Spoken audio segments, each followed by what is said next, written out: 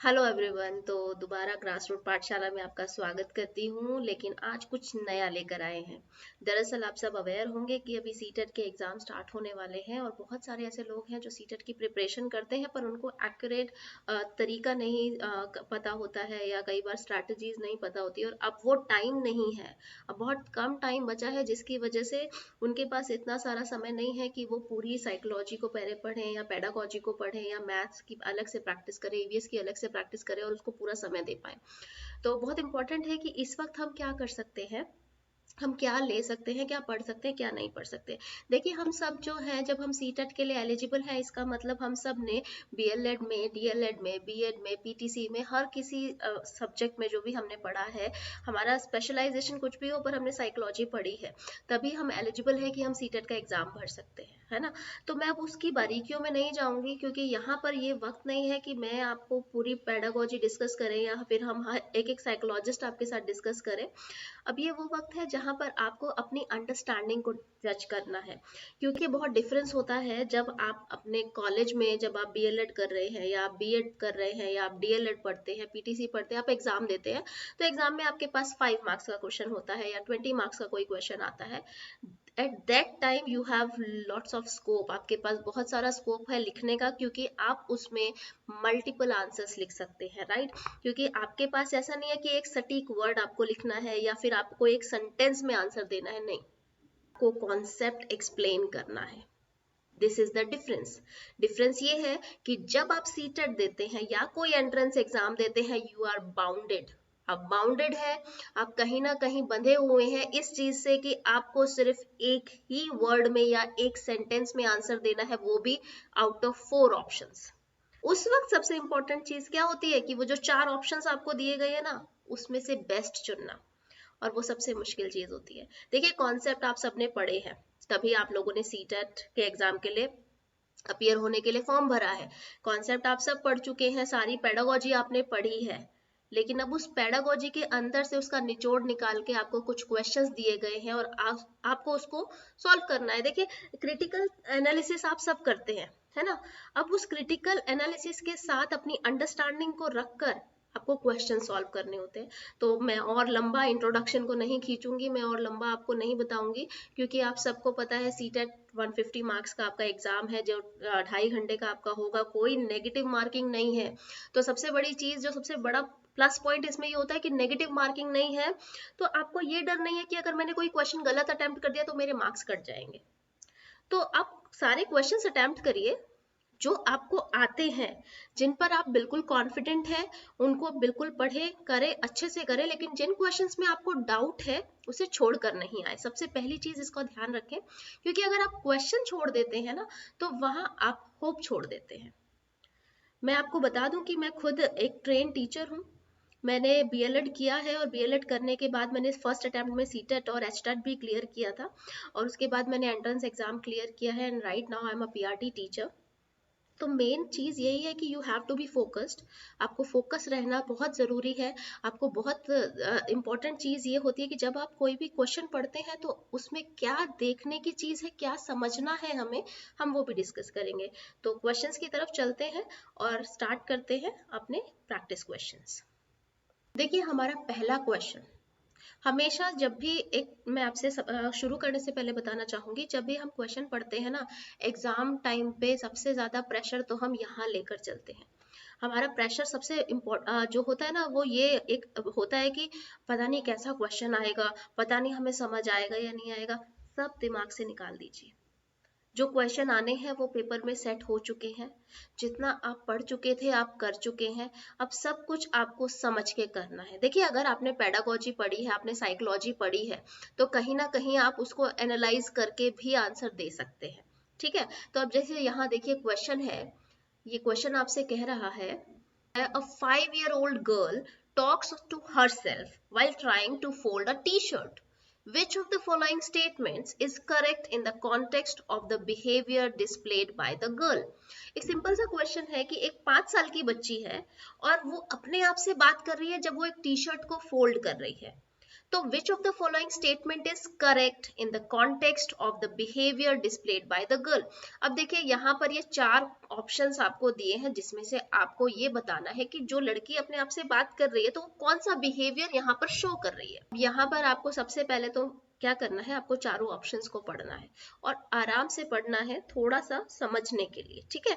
अब जब चारों क्वेश्चंस को पढ़ेंगे तो आपको ये पता चल जाएगा कि ये जो क्वेश्चन का आंसर है हमें किसके कॉन्टेक्स्ट में देना है। अब देखिए यहाँ पर लिखा है कि जीन पियाजे and Lev Vygotsky would explain this as egocentric nature of the child's thought. इसका मतलब कहीं ना कहीं ये जो क्वेश्चन है वो पियाजे और वाइगोट्स्की के थॉट्स में से निकाला गया है। उनकी जो चाइल्ड साइकोलॉजी उन्होंने दी थी, कॉग्निटिव थॉट्स उन्होंने दिए थे, वहां से निकाला गया है, ठीक है। तो पहला कहता है कि जीन पियाजे और जो वाइगोट्स्की है वो ये एक्सप्लेन कर रहे हैं कि कहीं ना कहीं ये ईगोसेंट्रिक नेचर है बच्चे के थॉट्स का।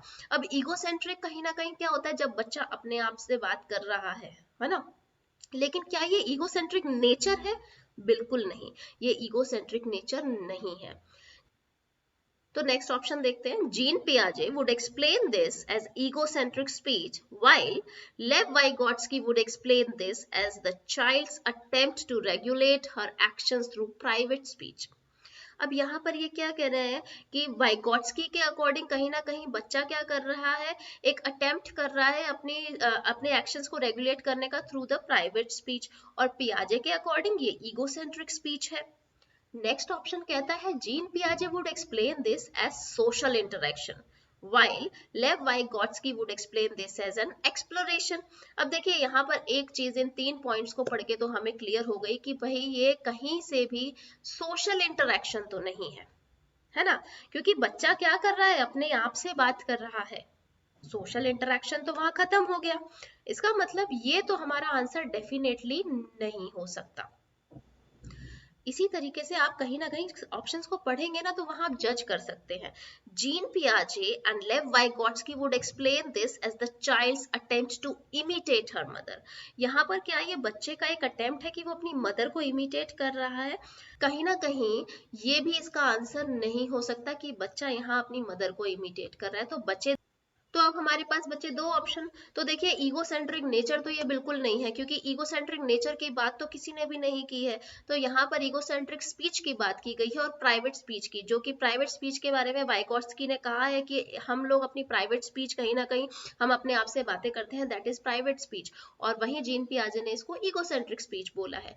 तो इसका आंसर क्या होगा? B. So answer will be B. Next question, progressive classroom setup, the teacher facilitates learning by providing an environment that। अब ये क्या कह रहे हैं कि एक क्लासरूम है, प्रोग्रेसिव क्लासरूम। प्रोग्रेसिव क्लासरूम कहीं ना कहीं अगर आप इसको रिजेंबल करेंगे तो प्रोग्रेसिव एजुकेशन की बात किसने की थी? प्रोग्रेसिव क्लासरूम की अगर हम बात करें तो कहीं ना कहीं प्रोग्रेसिव क्लासरूम की बात जो है जॉन ड्यूई ने भी की थी, राइट। तो यहाँ पर ये कहते हैं कि प्रोग्रेसिव क्लासरूम सेटअप है और टीचर जो है facilitates learning by providing N environment. तो टीचर जो है प्रोग्रेसिव क्लासरूम में किस तरीके का एनवायरनमेंट प्रोवाइड कर रही है लर्निंग के लिए? तो आप देखिए पहला ऑप्शन है प्रमोट्स डिस्कवरी। वो ऐसा एनवायरनमेंट दे रही है जहां पर बच्चा जो है वो डिस्कवर कर सकता है कोई चीजें, वो प्रमोट कर रही है कि बच्चा कुछ खुद से खोजे, खुद से आंसर्स निकाले। इज रिस्ट्रिक्टिव, जब प्रोग्रेसिव ही हो गया तो रिस्ट्रिक्टिव तो हो ही नहीं सकता, इसका मतलब ये ऑप्शन कैंसिल हो गया। डिस्करेजेस इंक्लूजन, अब देखिए जब क्लास ही हमारी प्रोग्रेसिव के बारे में बात कर रही है तो आंसर शुड बी पॉजिटिव, आप नेगेटिव को तो आंसर में इंक्लूड नहीं कर पाएंगे। तो डिस्करेज इंक्लूजन, तो जब प्रोग्रेसिव क्लासरूम है तो वो इंक्लूजन को डिस्करेज कैसे कर सकता है? तो ये ऑप्शन भी कहीं ना कहीं नहीं हो सकता। एनकरेजेस रेपिटिशन, और कहीं ना कहीं वो रेपिटिशन को बढ़ावा देंगे। देखिए आप कोई चीज बार बार रिपीट करते हैं तो वो भी क्रिएटिव नहीं होती, है ना। तो प्रोग्रेसिव क्लासरूम आपको कहती है कि कुछ नया खोजे, कुछ नया करे, कुछ नया बनाए, कुछ अच्छा सा खोजे। तो कहीं ना कहीं इसका आंसर क्या है? Promotes discovery, answer A. Which of the following are secondary agents of socialization? ये आपसे कह रहे हैं कि यहाँ पर सोशलाइजेशन के सेकेंडरी एजेंट्स कौन से। देखिए हम कहते हैं ना primary secondary and tertiary, primary जो मोस्ट सबसे पहले आते हैं, सेकेंडरी जो उसके बाद and tertiary after that, right. तो ये कह रहा है सेकेंडरी एजेंट्स आपको बताने। देखिए family and neighbourhood, second option school and neighbourhood, third option school and immediate family members, and D option is family and relatives। तो यहाँ पर देखिए जब एक बच्चा पैदा होता है, बच्चा बड़ा होना शुरू करता है, तो सबसे पहले उसके आसपास क्या होता है, उसका खुद का परिवार, उसके खुद के पेरेंट्स और उसका आस पड़ोस, है ना।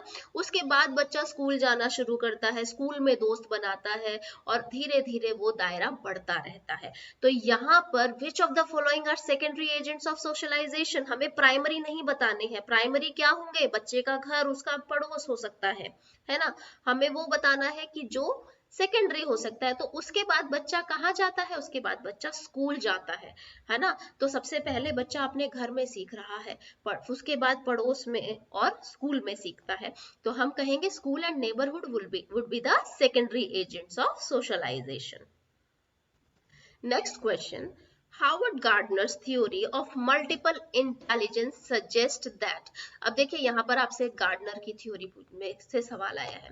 अब गार्डनर की थ्योरी किसके बारे में थी, पहले तो आपको ये पता होना चाहिए। तो गार्डनर की थ्योरी मल्टीपल इंटेलिजेंस की बात करती है ना। यहाँ पर उन्होंने MI जो लिखा है दैट इज मल्टीपल इंटेलिजेंस। यही पूछ रहे हैं कि Howard Gardner's theory of multiple intelligence इन चारों में से क्या सजेस्ट करती है। तो most important thing is that you have to read the options. कुछ क्वेश्चंस बहुत डायरेक्ट होते हैं, जैसे कई बार IQ पर क्वेश्चन आ जाता है, बहुत डायरेक्ट है, आप उसको याद कर लेते हैं, रट लेते हैं और कहीं ना कहीं उसका आंसर लिख सकते हैं। बट कुछ क्वेश्चंस जो है वो थिंकिंग बेस्ड होते हैं, तो उसमें आपको ऑप्शंस पढ़कर ही पता चलेगा। पहला ऑप्शन कहता है every child should be taught every subject in 8 different ways in order to develop all the intelligence.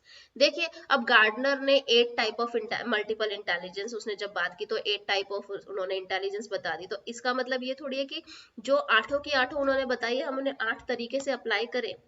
भाई बच्चा बेसिकली जब वो इंटेलिजेंस यूज कर रहा है तो आप तो कहीं ना कहीं उसे क्रिएटिव एनवायरनमेंट देंगे और उसमें देख सकते हैं कि बच्चा क्या है यूज कर रहा है, किस तरीके से यूज कर रहा है। आप उसे अलग अलग एक्टिविटीज दे सकते हैं, है ना। तो यहाँ पर कहीं ना कहीं ये ऑप्शन जो है रिजेंबल नहीं करता है। नेक्स्ट देखिए, intelligence is solely determined by IQ test. Intelligence जो है वो कहीं ना कहीं किससे डिटरमाइन की जा सकती है, IQ टेस्ट से। Teacher should use multiple intelligence as a framework for devising alternative ways to teach the subject matter.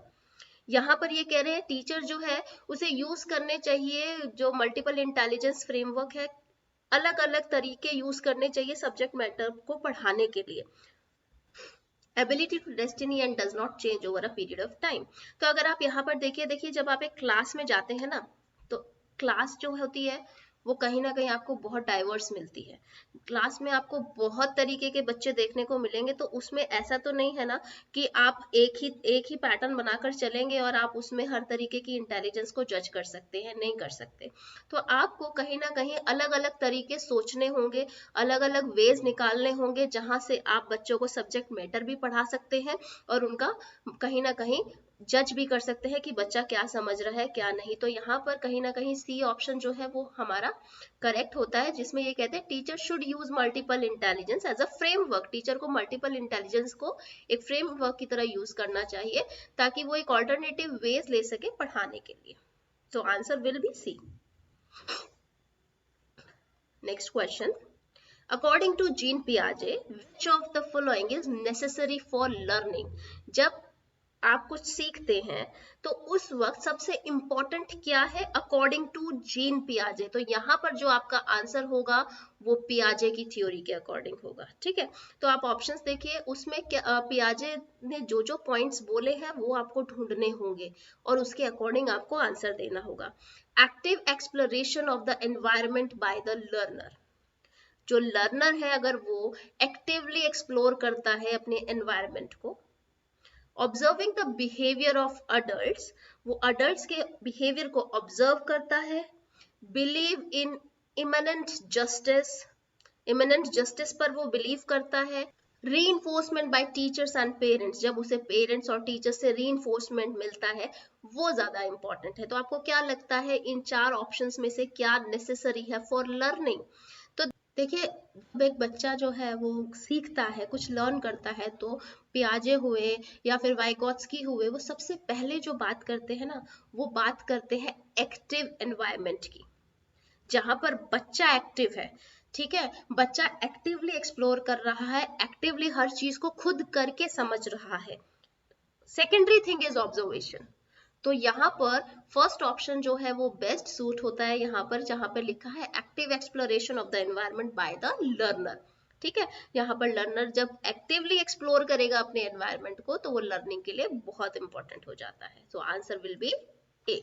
According to Jean Piaget, schema building occurs as a result of modifying new information to fit existing schemas and by modifying old schemas as per new information. These two processes are known as. देखिए, ये question आपसे कहता है कि gene पियाजे के according ना हम लोग बच्चा जो है वो स्कीमा बनाता है, राइट, कहीं ना कहीं वो कनेक्टिविटीज बनाता है। एक बहुत कॉमन एग्जांपल जो आप लोगों ने भी पढ़ा होगा कि एक बच्चा जब छोटा था और उसने एक दिन डॉग देखा, तो उसकी मदर ने उसे बताया ये डॉग है, तो बच्चे ने क्या किया, बच्चे ने कहीं ना कहीं ये अपने दिमाग में एक स्कीमा बना लिया कि 4 पैरों वाला जो जानवर होगा वो डॉग होता है।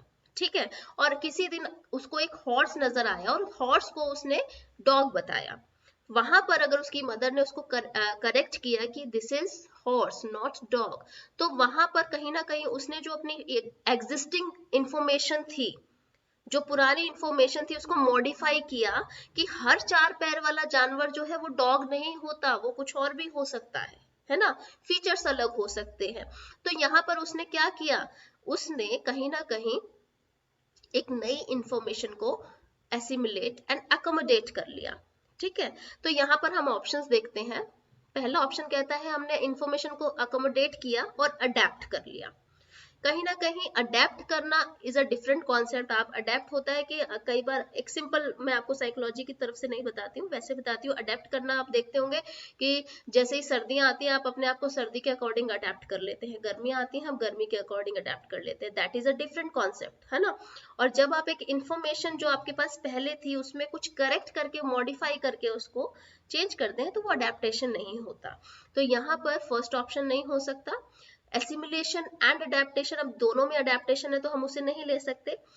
इक्विलिब्रेशन एंड मॉडिफिकेशन, ये तो बिल्कुल नहीं हो सकता। तो अब हमारे पास बचा last option assimilation and accommodation. देखिए, हमने एसिमिलेट किया, हमने क्या किया, जो हमारी पुरानी वाली इंफॉर्मेशन थी हमने उसको यूज किया और हमने उस हॉर्स को भी डॉग बोला।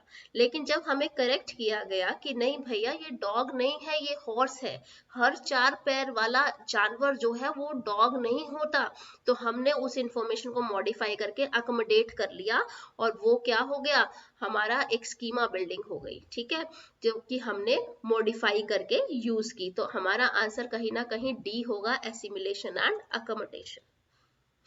Question, a 6-year-old girl shows exceptional sporting abilities. Both of her parents are sports persons, send her for coaching every day and train her on weekends. Her capabilities are most likely to be the result of an interaction between. सबसे पहले तो question को समझिए। Question ये कह रहा है कि एक 6 साल की बच्ची है जिसके अंदर एक्सेप्शनल स्पोर्टिंग एबिलिटीज हैं, उसकी स्पोर्टिंग एबिलिटीज बहुत अच्छी हैं, उसके दोनों पेरेंट्स स्पोर्ट्स पर्सन हैं। देखिए, दोनों पेरेंट्स, यहाँ पेरेंट्स का कॉन्सेप्ट आ गया, तो कहीं ना कहीं कॉन्सेप्ट किससे जुड़ गया है, हेरिडिटी से जुड़ गया है, राइट। तो यहाँ पर हेरिडिटी वाला कॉन्सेप्ट हम देख सकते हैं। तो ये कहता है both of her parents are sports person, send her for coaching every day. दोनों पेरेंट्स स्पोर्ट्स पर्सन है और उसको रोज कोचिंग के लिए भेजते हैं, and train her on weekends, और वीकेंड्स पे उसको खुद ट्रेन करते हैं। तो जो उसकी कैपेबिलिटीज है तो वो किस चीज का रिजल्ट है। अब आप यहाँ देखिए, इधर 4 ऑप्शंस हैं। पहले ही ऑप्शन में जो मैंने अभी बोला आपको, हेरिडिटी एंड एनवायरनमेंट। देखिए, कहीं ना कहीं बच्चे को जेनेटिकली ये चीज जो है वो मिली है माता पिता से, क्योंकि वो दोनों स्पोर्ट्स पर्सन थे। ठीक है, और वो कहीं ना कहीं बच्ची को ट्रेन भी कर रहे हैं, तो बच्ची को वो एनवायरनमेंट भी मिल रहा है। अगर बच्ची को स्पोर्ट्स का एनवायरनमेंट नहीं मिलता, पेरेंट्स से वो मोटिवेशन नहीं मिलता, तो कहीं ना कहीं वो चीजें लैक भी कर सकती थी, है ना। तो यहाँ पर हेरिडिटी उसको ये मिली कि पेरेंट्स भी स्पोर्ट्स पर्सन है, और एनवायरनमेंट यहाँ मिल गया कि उसे कोचिंग भी दी जा रही है और उसे प्रैक्टिस भी कराई जा रही है। तो आपको आगे जाने की जरूरत ही नहीं है, आपका पहला ऑप्शन आप पढ़ के आंसर टिक कर सकते हैं कि this is the correct answer. तो answer will be A. According to Lev Vygotsky, the primary cause of cognitive development is। अब देखिए यहाँ पर बात आई है वाइगोट्स्की जी की। वाइगोट्स्की जी और जीन पियाजे, जब उन्होंने दोनों ने अपनी कॉग्निटिव थ्योरी दी थी ना, तो कॉग्निटिव थ्योरी में उन दोनों ने बहुत सारी चीजें ऐसी थी जो एक जैसी बोली थी। सिर्फ एक कॉमन पॉइंट उनका जो था, अगर जब आप थ्योरी पढ़ेंगे और थ्योरी को याद करते हैं ना, जब आप समझते हैं, तो वो हमेशा कोशिश ये करिए कि जब आप थ्योरी को पढ़ते हैं तो थ्योरी में से कॉमन पॉइंट्स ना पढ़ के वो पॉइंट्स पढ़ें जो उनके अलग थे, तो आप बहुत आसानी से आंसर को ढूंढ सकते हैं।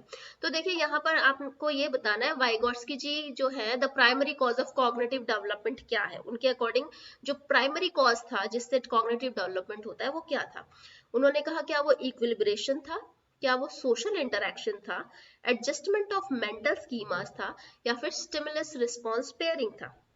अब देखिए इसको पढ़ते ही कहीं ना कहीं आपका दिमाग में ना एक चीज स्ट्राइक करेगी कि वाइगोट्स्की जी ने सबसे मेजर कॉन्सेप्ट जो दिया था ना वो सोशल इंटरेक्शन दिया था, जो कि पियाजे जी की थ्योरी में नहीं था। Equilibration, adjustment of mental schema, stimulus response pairing, ये सब के बारे में बात पियाजे ने की है, लेकिन सोशल इंटरेक्शन के बारे में बात वाइगोट्स्की जी ने की थी। So your answer will be B. Next question, in the context of Kohlberg stages of moral reasoning, under which stage would the given typical response of a child fall। देखिए यहाँ पर क्वेश्चन कोलबर्ग से आया है। Kohlberg जो थे उन्होंने moral reasoning के बारे में बात की थी और उन्होंने टोटल 3 स्टेजेस दी थी जिसके सब पार्ट्स भी थे, राइट। तो वहां पर जब उन्होंने ये जो दी थी मॉरल रीजनिंग जो दी थी, तो उसके अकॉर्डिंग आपको एक सिचुएशन दी गई है, आपको उसको पढ़ के ये बताना है कि वो कौन सी सिचुएशन जो है, जो सिचुएशन आपको दी गई है वो किस रिस्पॉन्स में फॉल करती है। Your parents will be proud of you if you are honest, so you should be honest। देखिए यहाँ कह रहे हैं आपके पेरेंट्स आप पे प्राउड करेंगे अगर आप ऑनेस्ट होंगे, तो आपको ऑनेस्ट होना चाहिए। अब पहले आप 4 ऑप्शंस देख लीजिए। देखिए यहाँ पर अगर आपको थ्योरी क्लियरली याद है ना, तो आप एकदम से स्ट्राइक कर जाएंगे क्या है। लेकिन कई बार क्या होता है एग्जाम टाइम पे हम बहुत ज्यादा ओवर प्रेशर फील करते हैं, तो हम लोगों को याद होते हुए भी या हम लोगों को पता होते हुए भी हम ऑप्शन पढ़ने से पहले घबरा जाते हैं। तो हमेशा कोशिश करिए क्वेश्चन को पढ़ के ना ऑप्शंस को पढ़ लें पहले। ऑप्शंस को पढ़ लेंगे ना तो कहीं ना कहीं जो एक डर है वो 50% खत्म हो जाएगा कि हाँ ये ऑप्शंस के बाद में हम जज कर सकते हैं। तो अब ऑप्शंस को ध्यान से पढ़ेंगे हम। Punishment, obedience, orientation. देखिए यहाँ पर पनिशमेंट की बात नहीं हो रही है ना, यहाँ पर बात क्या हो रही है कि अगर आप क्या करेंगे, ऑनेस्ट रहेंगे, तो ऑनेस्ट रहेंगे तो आपके पेरेंट्स प्राउड फील करेंगे। कहीं ना कहीं ये जो है एक अच्छी बात आपको बताई जा रही है। तो यहाँ पर पनिशमेंट ओबीडियंस, पनिशमेंट ओबीडियंस तब होता जब ये कहा जाता अगर आप ये करेंगे तो आपको पनिशमेंट मिल सकती है, या फिर ये करना गलत है इससे आपको डांट पड़ेगी या पेरेंट्स गुस्सा करेंगे, तो यहाँ पर वो चीज नहीं है। सोशल कॉन्ट्रैक्ट ओरिएंटेशन, कहीं ना कहीं ये सोशल कॉन्ट्रैक्ट की भी बात नहीं कर रहे, सोसाइटी से जुड़ी हुई भी कोई बात यहाँ नहीं हो रही है। Good girl good boy orientation, देखिए ये कहीं ना कहीं बात हो रही है, क्योंकि अगर आप ऑनेस्ट हैं, ठीक है, आप ऑनेस्ट हैं तो आपके पेरेंट आप पर प्राउड करेंगे। So you should be honest, आपको ईमानदार होना चाहिए। ये आपको कहीं ना कहीं एक अच्छे व्यक्तित्व के बारे में बताने की कोशिश कर रहे हैं, तो ये गुड गर्ल और गुड बॉय ओरिएंटेशन से मैच करता है। क्योंकि अब नेक्स्ट ऑप्शन भी देख लेते हैं ताकि हमें और क्लियर हो जाए। लॉ एंड ऑर्डर ओरिएंटेशन, देखिए लॉ एंड ऑर्डर ओरिएंटेशन तब आता जब किसी क्राइम की बात होती है, तब हम लॉ एंड ऑर्डर की बात करते हैं, है ना। तो यहाँ पर एक सिंपल सा किसकी बात हो रही है, गुड बॉय और गुड गर्ल ओरिएंटेशन, तो हम कह सकते हैं आंसर क्या हो सकता है, C. Next question, Which of the following is an example of effective school learning। देखिए अब यहाँ पर effective school learning मतलब आपको वो उठाना है जिससे कहीं ना कहीं आपकी जो स्कूल प्रैक्टिस है वो बहुत इफेक्टिव हो रही है। तो यहाँ पर आप नेगेटिव ऑप्शन को तो जज ही नहीं करेंगे ना, नेगेटिव ऑप्शन तो अपने आप कैंसिल हो जाएगा। तो उससे क्या होगा, देखिए यहाँ पर जहाँ पर कॉम्पिटिटिव क्लासरूम आ गया भैया वो नेगेटिव हो गया, क्योंकि आप क्लास में कंपटीशन की भावना डाल देंगे ना तो बच्चा कहीं ना कहीं वो ग्रोथ नहीं आपको शो कर पाएगा जो वो नॉर्मली ग्रोथ करता है, ठीक है। कॉर्पोरल पनिशमेंट कभी भी पॉजिटिव नहीं हो सकती, क्योंकि पनिशमेंट इज एन ऑफेंस। आप बच्चे को पनिश करेंगे वो गलत है, और कॉर्पोरल पनिशमेंट तो बैन भी हो चुकी है। कांस्टेंट कंपैरेटिव इवेल्युएशन, देखिए कंपैरिजन कहीं ना कहीं एक इंसान की जो क्षमता होती है, एक बच्चे की जो क्षमता होती है ना कुछ करने की, उसको दबा देता है। कहीं आप जब कंपैरिजन करते हैं ना तो बच्चे के अंदर एक ख्याल आ जाता है, वो हर जगह कंपैरिजन में काम करेगा, और कंपैरिजन में वो नहीं कर पाएंगे जो वो कर सकते हैं, वो अचीव नहीं कर सकेंगे। तो जब कंपैरिजन आ जाता है ना तो लेवल ऑफ अचीवमेंट कम हो जाता है, तो वो भी हम नेगेटिव में ही काउंट करते हैं। तो हम हमेशा कहते हैं बच्चे को कभी दूसरे बच्चे के साथ कंपेयर मत करो, क्योंकि every child is different, every child is different. हम इंडिविजुअल डिफरेंसेस की बात करते हैं ना, हम कहते हैं कि हर चाइल्ड अपने आप में स्पेशल है, हर चाइल्ड की अपनी एक कैपेबिलिटीज हैं, तो वी हैव टू जज दैट ओनली। तो यहाँ पर देखिए जब हम बात करें हर चाइल्ड अपने आप में स्पेशल है, तो वहां पर आता है इंडिविजुअलाइज्ड लर्निंग। तो your answer will be C, individualised learning. Now next question, the cephalocaudal principle of development explain how development proceeds from।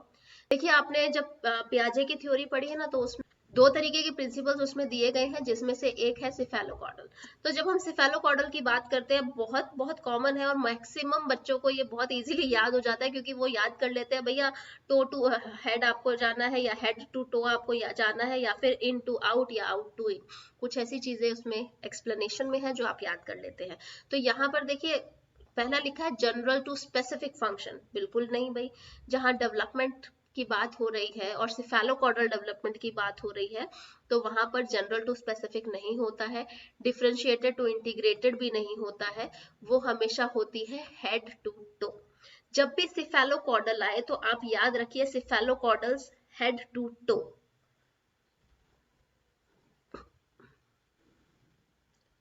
जब भी सिफेलोकॉडल आती है तो आप उसको एकदम से लिख सकते हैं। ये उन क्वेश्चंस में से है जो मैंने आपसे कहा था, कुछ क्वेश्चंस ऐसे होते हैं जिनको आप फॉर ग्रांटेड ले सकते हैं कि भाई इसका आंसर तो फिक्स है, मतलब मुझे जरूरत ही नहीं है कि मैं ऑप्शंस पढूं, मुझे सिर्फ ढूंढना है कि क्या वो ऑप्शन में है।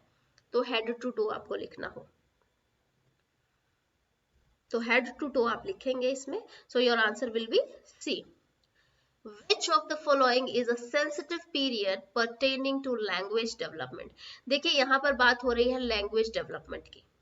तो लैंग्वेज डेवलपमेंट का सबसे सेंसिटिव पीरियड कौन सा होता है? अब ये जो है ना, इसके बारे में आप ऑप्शंस तो पढ़ेंगे, लेकिन कहीं ना कहीं अगर आप इसको सोचें, समझने की कोशिश करें, तो देखिए आप अपने आसपास आप सबके घर में छोटे बच्चे होते हैं, है ना। तो आप सब अगर उसको ध्यान से कहीं ना कहीं ऑब्जर्व करेंगे ना, तो आप अपने आप नोटिस करेंगे कि बच्चा जब बहुत छोटा होता है और वो 1.5 से 2 साल का होने लगता है, तो धीरे धीरे उसकी वोकैबुलरी में कुछ वर्ड्स ऐड होने लगते हैं। और कहीं ना कहीं 5 साल तक का जब बच्चा होता है तो वो पूरे तरीके से लैंग्वेज सीख जाता है। तो आइडियली एक बच्चा जब छोटा है, 2 से 5 साल तक में बच्चा लैंग्वेज को अच्छे से ग्रैब कर लेता है। तो अब हम अपने ऑप्शंस पे जाएंगे ये थिंकिंग लेने के बाद। तो देखिए यहाँ पर अब सबसे इंपॉर्टेंट चीज पता है क्या आती है? अब हमने एक चीज तो देख ली कि बच्चा जब छोटा है तब सीख रहा है ना। तो अब इसमें से हम ये देखेंगे कि हम किसको हटा सकते हैं, कौन से ऑप्शन को हम साइड कर सकते हैं। तो जब आप अपने 4 ऑप्शन देखेंगे तो भैया सीधी सी बात है, अडल्टहुड तो हो ही नहीं सकता, मिडिल चाइल्डहुड भी नहीं हो सकता, तो दोनों को हटा दीजिए। अब बचा prenatal and early childhood. तो अब अगर आपको ये पता है प्री नेटल पीरियड क्या है, तो आप इजीली अपना आंसर टिक कर देंगे, क्योंकि प्री नेटल पीरियड कहीं ना कहीं when the child grows inside the वॉर्म ऑफ अ मदर, है ना। तो ये प्री नेटल पीरियड भी नहीं हो सकता। तो बचा कौन सा? Early childhood. तो early childhood will be the correct answer. So your answer will be D.